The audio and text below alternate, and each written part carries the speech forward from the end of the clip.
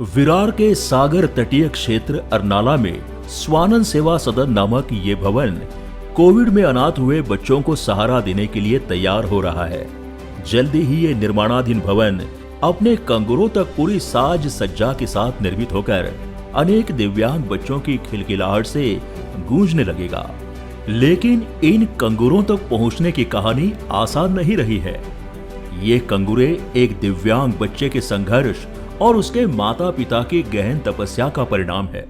नूतन गुलगुले और विनायक गुलगुले ने 1994 में अपना दाम्पत्य जीवन शुरू किया तो वे भी देश के लाखों दंपतियों की तरह ही थे, आंखों में सुखमय जीवन के सपने सजाए हुए। 1996 में पुत्र रत्न की प्राप्ति ने उनकी खुशियों में 4 चांद लगा दिए। बच्चे का वजन कम था, लेकिन उसकी शारीरिक वृद्धि सामान्य चल रही थी। वो आवाज सुनता था, आवाज की तरफ देखता भी था। लेकिन करीब 6 माह बीतने पर जब नूतन गुलगुले ने महसूस किया कि उनका बेटा अपने उम्र के अन्य बच्चों की तरह बिस्तर पर पलटी नहीं मारता, तो उन्हें थोड़ी चिंता हुई। डॉक्टर से मिलने पर पता चला कि उनका बच्चा सेरेब्रल पाल्सी नामक बीमारी से ग्रस्त है। इस बीमारी से ग्रस्त कुछ बच्चे मानसिक रूप से तो ठीक होते हैं, लेकिन वे ठीक से चल फिर नहीं सकते। कुछ बच्चे तो शारीरिक और मानसिक दोनों प्रकार से कमजोर होते हैं। राहत की बात थी कि गुलगुले दंपति का बेटा पुष्कर मानसिक रूप से ठीक था, लेकिन उसके दोनों पांव और बायां हाथ कमजोर थे। डॉक्टर ने उसे नियमित रूप से कई प्रकार के शारीरिक व्यायाम करवाने की सलाह दी। डॉक्टरों की इस सलाह ने पुष्कर को अपने पांवों पर चलने लायक बना दिया। वो दौड़ नहीं सकता था, लेकिन अपने आप चल सकता था। अब गुलगुले दंपति की जिम्मेदारी थी पुष्कर को जीवन में अपने पैरों पर खड़ा करने की, ताकि वो आत्मनिर्भर होकर अपना जीवन निर्वाह कर सके। लेकिन ये लक्ष्य आसान नहीं था। 5 वर्ष का होने पर जब पुष्कर के माता पिता स्कूल में उसका एडमिशन कराने निकले, तो ज्यादातर स्कूलों ने उसे एडमिशन देने से मना कर दिया। लेकिन अंधेरी पश्चिम स्थित हंसराज मोरारजी पब्लिक स्कूल ने पुष्कर को न सिर्फ एडमिशन दिया, बल्कि उसकी मां नूतन को कक्षा 4 तक स्कूल के अंदर आकर उसके साथ बैठने की अनुमति भी प्रदान की। स्कूल के सहयोग और नूतन गुलगुले की तपस्या ने पुष्कर को 10वीं तक पहुंचा दिया। आप जानते हैं 10वीं में पुष्कर को कितने परसेंट अंक मिले? पूरे 70%। यही नहीं, इंटर यानी कि 12वीं में भी पुष्कर अपनी मां की मदद से 65% अंकों के साथ पास हुआ। ये सभी परीक्षाएं पुष्कर ने बिना किसी राइटर की मदद के स्वयं लिखकर पास की। हिंदुस्तान टाइम्स अखबार ने उसकी इस उपलब्धि को प्रमुखता से प्रकाशित भी किया था। पुष्कर की शैक्षणिक यात्रा आगे भी जारी रही। उसने बीएमएस किया, फिर एमकॉम किया, उसके बाद फिल्म एडिटिंग का कोर्स भी किया।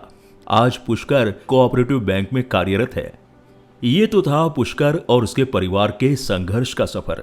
इसी संघर्ष से निकली है नूतन गुलगुले फाउंडेशन की राह। जिस बीमारी से पुष्कर ग्रस्त है, उस बीमारी से ग्रस्त अन्य बच्चों के माता पिता अक्सर हथियार डाल देते हैं। दोष अपने किस्मत को देते हुए अपने बच्चे को उतना भी विकसित होने नहीं देते जितना कि वो हो सकता है।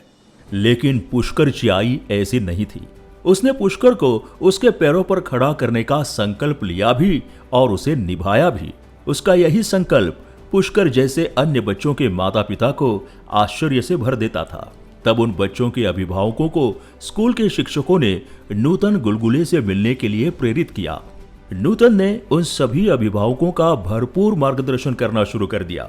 उन्हें बताया कि आपका सहयोग, समर्थन और मेहनत आपके बच्चे को दिव्यांग रहते हुए भी आत्मनिर्भर बना सकता है।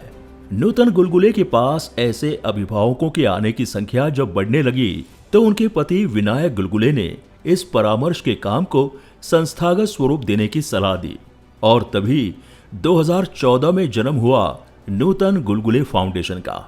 नूतन गुलगुले फाउंडेशन के जरिए नूतन तब से अब तक अभिभावकों को प्रेरित और प्रशिक्षित करने के लिए कई सेमिनार कर चुकी है।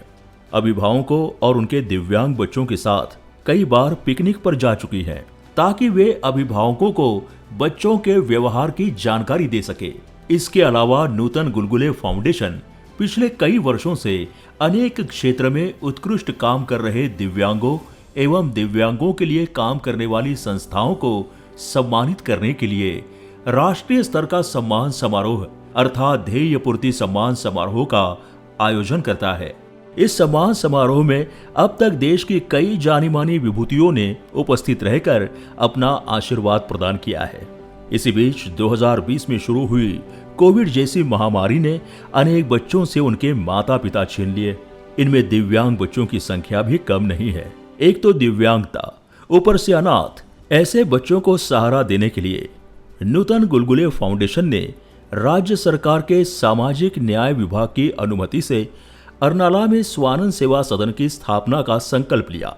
गुलगुले परिवार ने अरनाला स्थित अपना बंगला इस पुण्य कार्य के लिए समर्पित कर दिया है। अध्यात्म आणि मानव सेवा हेच आमचं ब्रीदवाक्य असल्यामुळे हे स्वानंद सेवा सदन जे उभं राहत आहे ते ह्या मुलांसाठी मोफत असणार आहे आणि इथे आपल्या सर्वांच्या मदतीचे हात आम्हाला लाभावेत अशीच आमची इच्छा आहे। ह्या स्वानंद सेवा केंद्रामध्ये मी काम करून माझ्या जीवनाचा आनंद मला मिळतो आणि तो सर्वांनी घ्यावा अशी माझी सर्वांना विनंती आहे। या प्रकल्पामध्ये एकूण 100-125 मुलं राहतील आणि मग त्या मुलांना मग वैद्यकीय सेवा असेल किंवा बाकीच्या काही गोष्टी असतील तिकडे त्या प्रकल्पामध्ये अरण्यातील ग्रामस्थांना ह्याच्यातून रोजगार मिळेल, ही सुद्धा आमच्यासाठी आनंदाची आणि अभिमानाची गोष्ट आहे। या वास्तूचं बरंचसं काम पूर्ण होत आलेलं आहे, पण अजूनही तुमच्या मदतीची नक्कीच या वास्तूसाठी गरज आहे। तेव्हा मी सगळ्यांना नम्र आवाहन करू इच्छिते की आपण आपला खारीचा वाटा उचलावा आणि प्रत्येकाने आपल्या वतीने या संस्थेला या वास्तुसाठी हातभार लावावा। ये सराहनीय काम है, मेरी तरफ से तो बहुत सारी शुभकामनाएं इनको।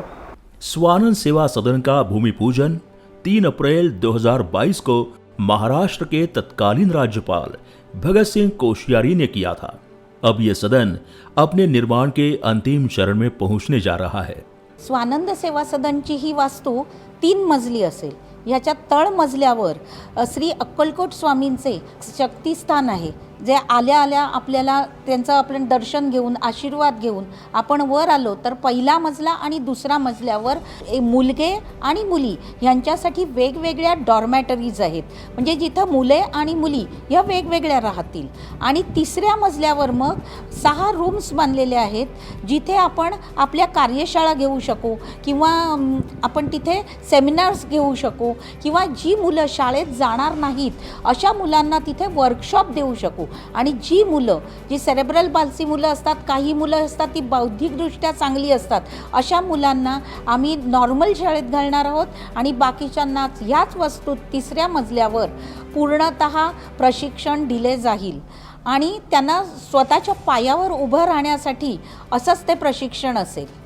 आणि त्याबरोबरच आम्हाला ह्या केपेला महेंद्र कंपनीसुद्धा पुढे आलेली आहे, ज्यांनी CSR अंतर्गत आम्हाला सौर ऊर्जेसाठी सुद्धा आर्थिक मदत दिलेली आहे। आजपर्यंत आम्हाला कोचिन शिपयार्ड, SBI जनरल, महाराष्ट्राचे माजी राज्यपाल महामहिम भगतसिंग कोश्यारीजी आणि अनेक दानशूर व्यक्तींनी आम्हाला मदतीचा हात पुढे केलेला आहे। याबद्दल मी आपल्या सर्वांची ऋणी आहे। नूतन गुलगुले फाउंडेशन दिव्यांगों के हितों के लिए उच्च न्यायालय में कई याचिकाएं भी दायर कर चुका है, जो अभी भी लंबित है।